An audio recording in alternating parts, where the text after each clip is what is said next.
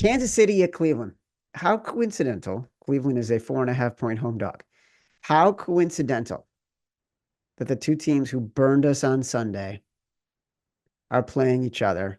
The line opened at 6.5. We saw it on Sunday night. Now down to 4.5. Uh, we said this would happen, right? We identified the game.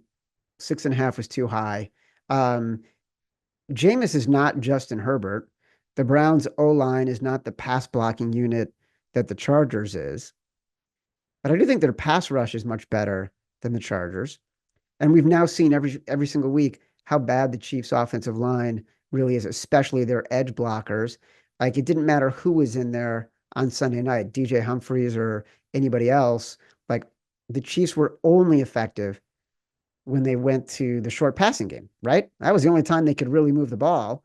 And like at this point, between the holding penalties, the false starts, the formation penalties, the Chiefs O line is a huge liability, and you can see it in Patrick Mahomes' face. Like I don't know if you have different thoughts on this game than I do about the Browns, but like other than the fact the line has moved 2 points, we've lost some value. Still feels like you're taking the Browns at 4.5.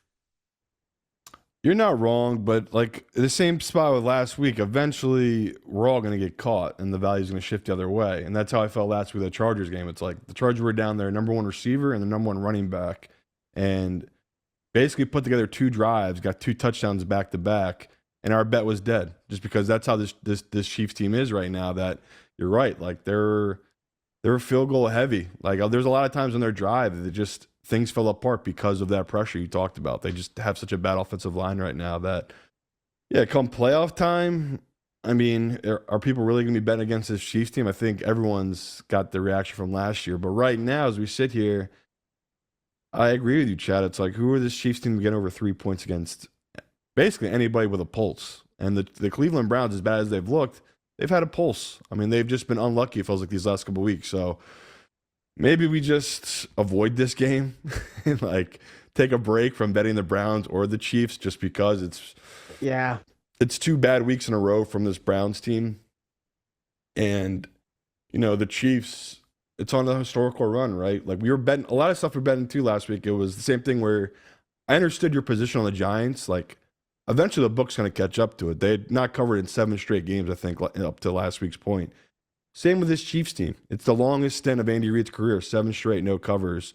And I saw, it might have been Evan had some crazy stat about there's never been a team in the wild card era since in the Super Bowl era that's won the Super Bowl that has lost 7 straight against the spread.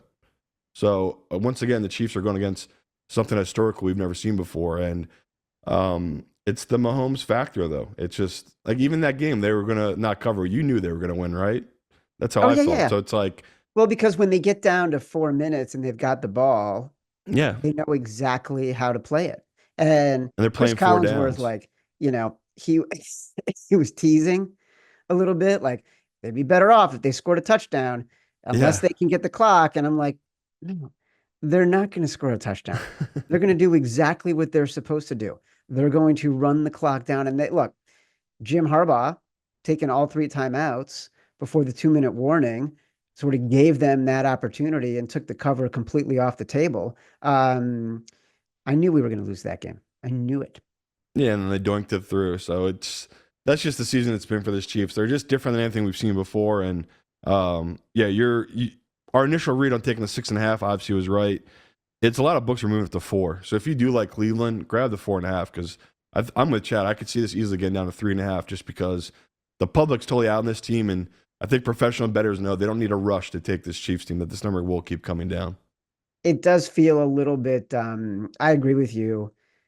We've had the same feeling about the Steelers, which we'll talk about with the Eagles. Like, how much can we keep pressing our luck, right? Because it always goes the other way. We know that. It will. Like, Yeah. we talk about these things. They're at their best 62, 63%, which means 3.8 times out of 10, you're losing that bet. And we just haven't found the windows where those bets are losing yet. Yeah. And so it is a little bit scary to like keep going to that well again and again and again. Or we're doing what you tell us we're always doing. We're just overthinking this shit. And like It's under three. It's under three. It's if it's over three, you bet against Mahomes. If it's under three, you bet on Mahomes. Maybe we're being idiots. Who knows? But that's the rule.